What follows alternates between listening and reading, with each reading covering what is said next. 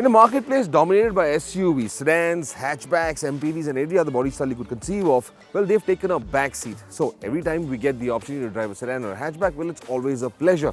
And I'm here today in Amritsar driving Volkswagen's latest. This is the Virtus.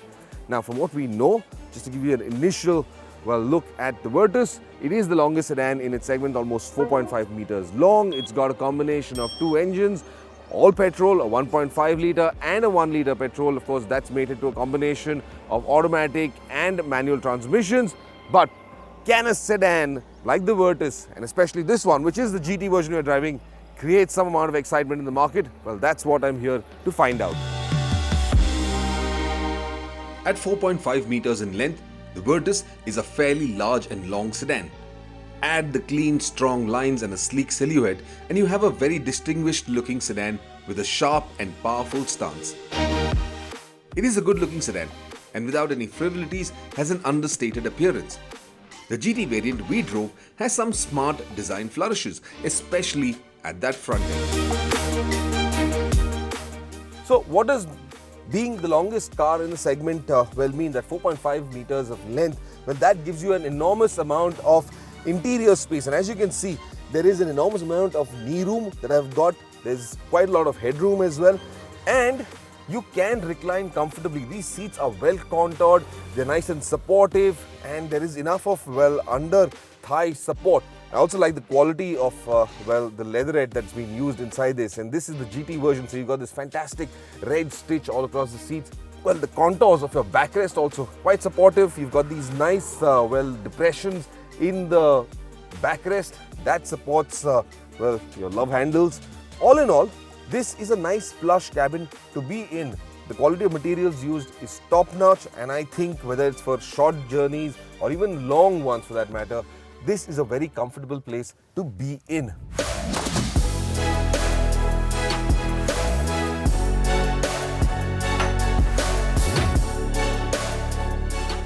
I do like the way the interior looks.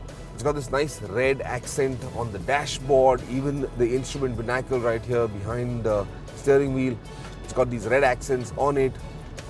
And this is of course exclusive to the GT variant. You get this upholstery with the red stitching, which I spoke about as well. Now all of this makes it look fairly sporty, but here's what I think Volkswagen should have also tried to do, because the red elements, the red highlights on the dashboard, they make the dashboard look a little plasticky. And perhaps just having gone with an entirely black dashboard with a fewer red accents in place would have enhanced that sportiness value a little more than actually putting this massive red highlight across the dashboard. That's a lot of red in your face. One thing I like or don't like, and this is entirely from a journalist's perspective and because we drive so many cars, is that the homogeneity in the design is quite evident in the Virtus's cabin. I've driven the Taygun before this, and what you do get in that cabin, you see similar elements. The steering wheel elements, the climate control, the door panel layout, well, these are all similar to what you've seen on the Taygun. And that kind of creates this sense of being just too common for me. For you as a consumer, this would certainly be unique. These aren't things that you would see, from segment to segment within the Volkswagen brand. From the Tiguan coming down to the Taygun or the Virtus now, for instance, there aren't going to be as many similarities. You will see that family resemblance, you will see that DNA emulated in a lot of the design language, but smaller and finer details like the control knobs, the switches, the display areas, well, they're quite unique and quite different between those products that lie in various segments. Another word of caution to all of you who are looking to buying the Virtus: all of the connectors to charge your smartphones are USB Type-C. So stock up on those cables, because the two output points in the front and there are two additional points at the rear for the rear passengers, but all those 4 points are USB Type-Cs, not your conventional USB outputs. So, stock up on those cables, guys. So the car I'm driving, it's the GT variant, and what you essentially get is the 1.5 litre petrol engine in this, and that's clubbed with the 7-speed automatic transmission, DSG. You got paddle shifters right behind the steering wheel over here, and all of this is attuned to kind of give you that sporty, performance-oriented experience. And it's not too bad. Now I'm driving it in the sports mode, the S4. Acceleration is brisk, but as you accelerate harder and harder, that engine noise is quite audible inside the cabin. It's a fairly quick, a very brisk car. The Redline on the Virtus 1.5 GT, well, that is tagged at 6,000 RPM. And in drive mode, well, the shift happens at about 1800 RPM to 2000 RPM. But if you had to slip it into sport mode on the gear lever, you'd go into sport mode. Effectively, the throttle, when you're full throttle on, the rev needle will go all the way up to 6,000 RPM before it shifts up to the next gear.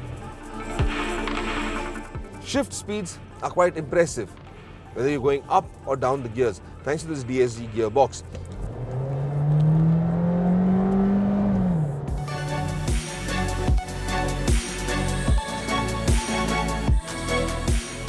What you'd expect is that the fuel efficiency in a car of this sort, with these power outputs, 150 PS of max power, the kind of performance it is capable of, you'd expect the fuel efficiency to not be that good. But here's what it does. Now, the 1 litre turbo petrol, well, Volkswagen claims that that engine delivers about 19.4 kilometers per litre. Impressive. The 1.5, the GT version with the 7-speed automatic, however, gives you 18.67 kilometers per litre, which is also very, very impressive for a car of this order. So another aspect where the fuel efficiency comes in from is the lightweighting in this sedan. Now, the 1 litre turbo petrol, the Virtus with the 1 litre turbo petrol engine, weighs just about 1.1 tons.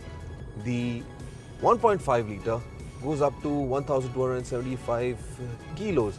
It's an extremely light car. The additional weight in the 1.5 litre, of course, coming in from the larger engine, which is just roughly about 60 or 70 kilos heavier than its 1 litre sibling.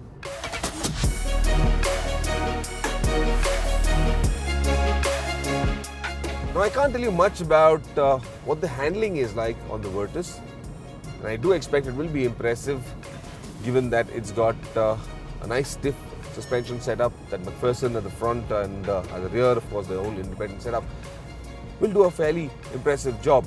Of that I'm confident, and a road test will let us know more about just the handling dynamics. But just look at these roads, they're fantastic. I mean, the Virtus feels so comfortable driving it out here. I'm headed towards the Atari, the Wagah border. The roads are absolutely straight, the land is flat, and well, the Virtus, it just feels like a nice, comfortable car to be cruising around in. The Volkswagen Virtus has got 2 tyre specifications. Now, the 1 litre, well, that comes with 15-inch wheels and tyres, but the 1.5 litre, the GT version that I'm driving, now this one comes with 16 inches. This is the 205/55 R16 spec, and effectively that gets you better ride quality. Also gives you better dynamics, but it also takes a bit of a toll on fuel efficiency. But let me tell you more about the ride quality. It is quite pliant. These roads here in Amritsar are not the best quality. There's some broken surfaces, diversions that we're going through. But ride quality is fairly plush. And while you can hear a few noises inside the cabin because the surface is that bad, it's nonetheless overall quite impressive. This only adds to the comfort quotient of the Virtus. And that means over long distances or even in urban areas, this would be a fairly comfortable car to drive. From whatever I've experienced so far, there isn't a lot of sponginess. The brakes certainly feel a lot progressive, but yes, it does not have the sharpness and that bite that you'd want from a performance car.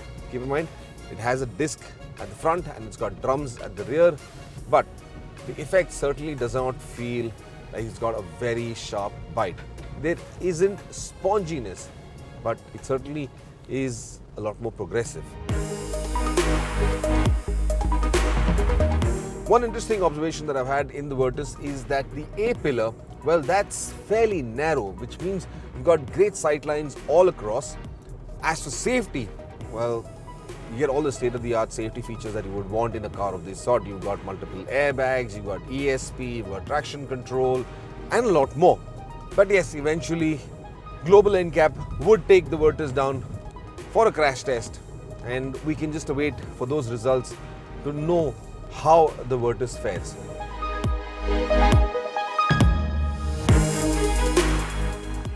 The one feature that I think most manufacturers have finally started offering and is absolutely brilliant, because I'm out here, I'm driving in Amritsar. The temperature right now, it's about 9:45 and it's already showing me 38 degrees, and I'm expecting this by noon to rise up by at least another 4 degrees to about 42 or 43. It is pretty hot here in Amritsar, and manufacturers these days offering ventilated seats. I mean, hats off to you that you're finally offering that feature in mass market cars. These ventilated seats are something that anyone could appreciate. Volkswagen's 2.0 plan, now that is the next generation of vehicles that will come out from the Skoda Volkswagen Alliance. Well, these are contemporary, and we've already seen a few of them out in the market. We've seen the Tiguan, we've seen the Tiguan, and now of course we've got the Virtus, and this will be followed by several other products that are coming in. Now Volkswagen intends to launch this in the first week of May, which means it will go on commercial sale in just a few days from when you've seen this story. Pricing will be crucial, and while I expect the price gap between the 1 litre and the 1.5 litre petrol to be fairly competitive, I do hope that Volkswagen can keep the overall price band, the price structure for the Virtus very competitive, because keep in mind, we've got the Slavia from Skoda, and then Honda will soon be coming in with the hybrid City, and of course that is going to be a very fuel efficient car. So between the 1 litre and the 1.5 litre, well, which one would I recommend? And that's the question that's being increasingly asked on social media. Well, I would recommend the 1.5. It is going to be more expensive than the 1 litre turbo petrol, but you certainly get a lot more grunt. Keep in mind, this 1.5 litre makes 150 PS of max power with 250 Newton meters of torque, which is a lot more than what you get in the 1 litre. You also get much better performance. It comes mated to the automatic transmission with the paddle shifters, and the fuel efficiency isn't too bad. 18.67 thanks to that cylinder deactivation is very impressive. So all in all, as a driver's car, something that you would want to enjoy a lot more, this 1.5 Volkswagen Virtus is my recommendation.